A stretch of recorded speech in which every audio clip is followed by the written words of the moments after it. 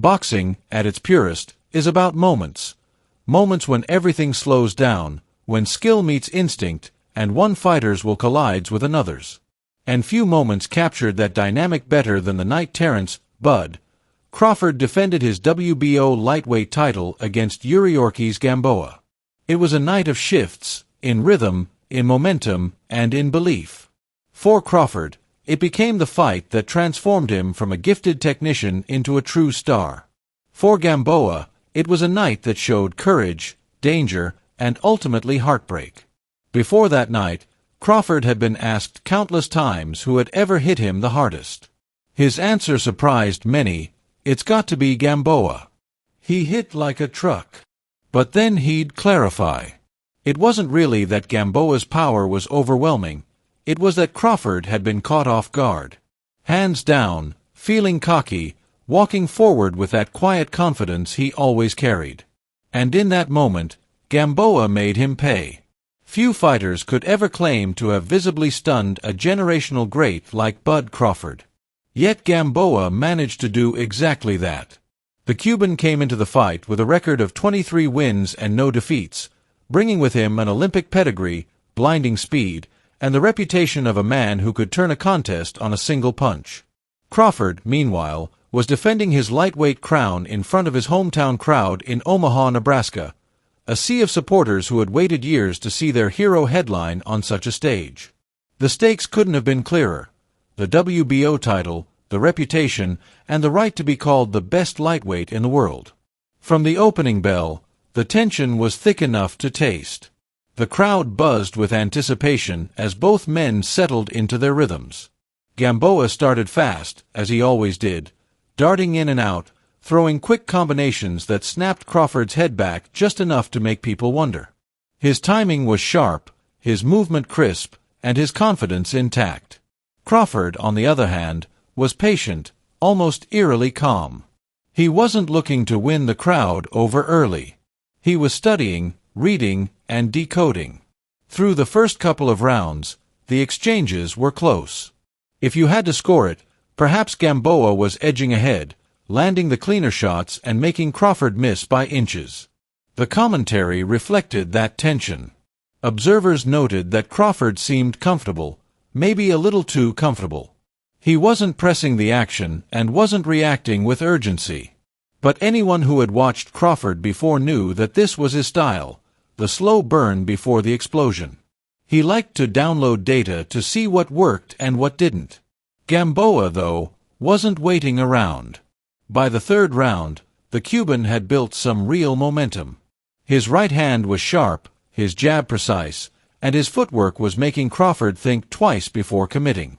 Each time Bud tried to step forward, Gamboa met him with flurries, pivoting off the angle and tagging him with short hooks before slipping out of range.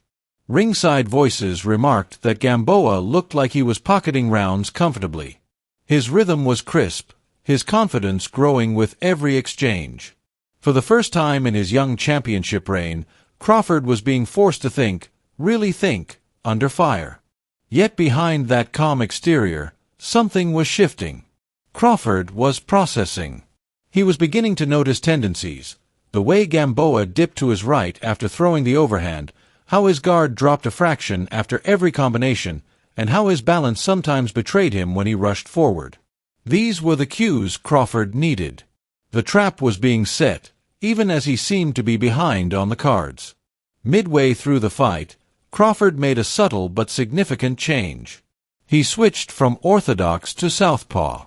At first, it seemed like an experiment, a little test to see how Gamboa would respond. But then the punches started to land cleaner.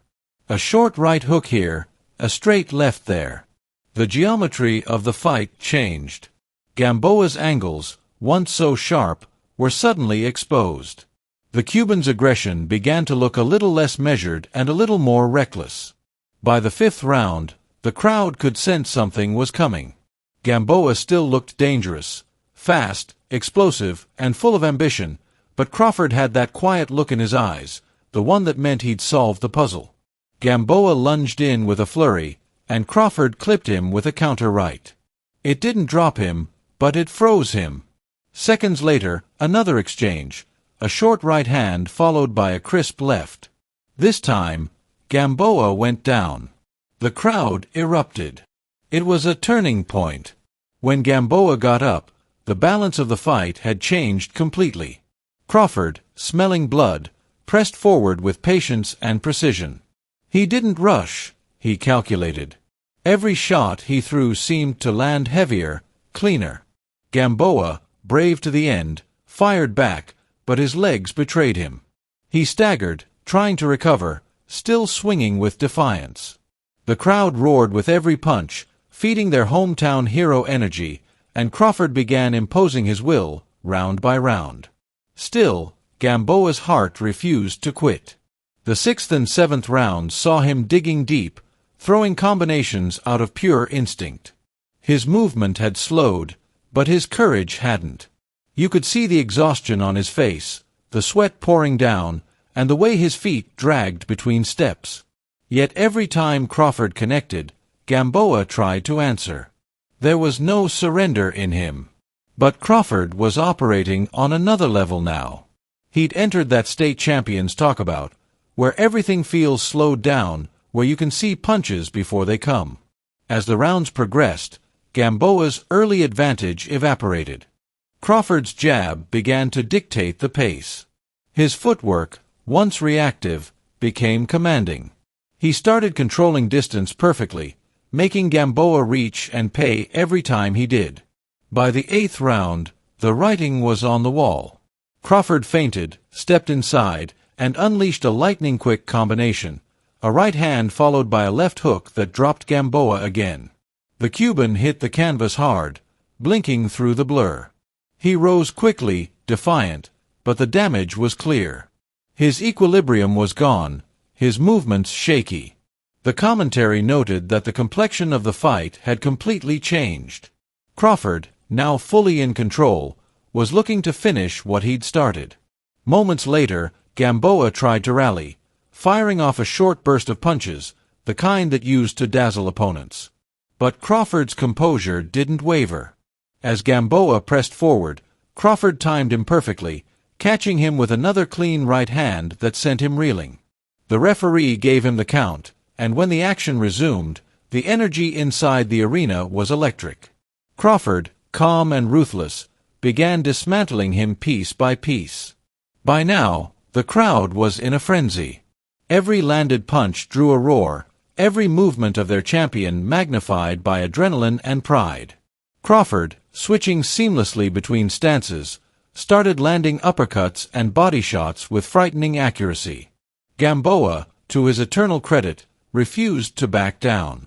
Even as his legs wobbled, even as the punishment mounted, he kept coming forward. But courage alone wasn't enough. In the 9th round, the inevitable arrived. Crawford, now fully in command, stalked his prey with the poise of a man who knew exactly how this would end. Gamboa tried to find one more spark of magic, but Crawford cut the ring, closed the distance, and delivered a brutal uppercut that snapped Gamboa's head back. The Cuban staggered, his legs locking for a brief second before another left hook sent him tumbling to the floor. The crowd exploded. Still, Gamboa somehow got back up. There was no quit in him. He was a proud fighter, and even as his body betrayed him, his heart wouldn't allow surrender. The referee looked closely, perhaps wondering how much more he could take. Crawford, merciless yet respectful, went back to work. He fired a straight left that stiffened Gamboa's legs again, followed by a right hook that turned his opponent's body sideways. The knockdown was heavy and conclusive. Yet Gamboa, on pure instinct, tried to rise once more. With just seconds left in the round, Crawford pressed forward for the finish. A flurry of shots, crisp, clean, devastating, crashed through Gamboa's guard. The referee had seen enough. He stepped in, waving it off as the crowd erupted into a standing ovation. Terence "Bud" Crawford had stopped Yuriorkis Gamboa in 9 rounds to retain his lightweight crown in front of his hometown fans. What followed was a mixture of relief and revelation. Crawford had been tested like never before. He'd been hurt, forced to adjust, and forced to find solutions under pressure. But in doing so, he'd proven what true champions are made of. His ability to remain calm in chaos, to adapt mid-fight, and to turn adversity into dominance, it all came together that night in Omaha. For Gamboa, it was heartbreak but also a testament to his own courage. He came to win, not to survive, and for several rounds, he gave one of the best fighters of this generation genuine trouble. His speed, his timing, and his power, all were on full display. But Crawford's capacity to analyze and dismantle was simply too much. The aftermath of the fight solidified Crawford's reputation as one of boxing's most complete fighters. Analysts marveled at how he had gone from being visibly stunned in the early rounds to methodically breaking Gamboa down. They pointed out the switch-hitting brilliance, the ring IQ, and the adaptability.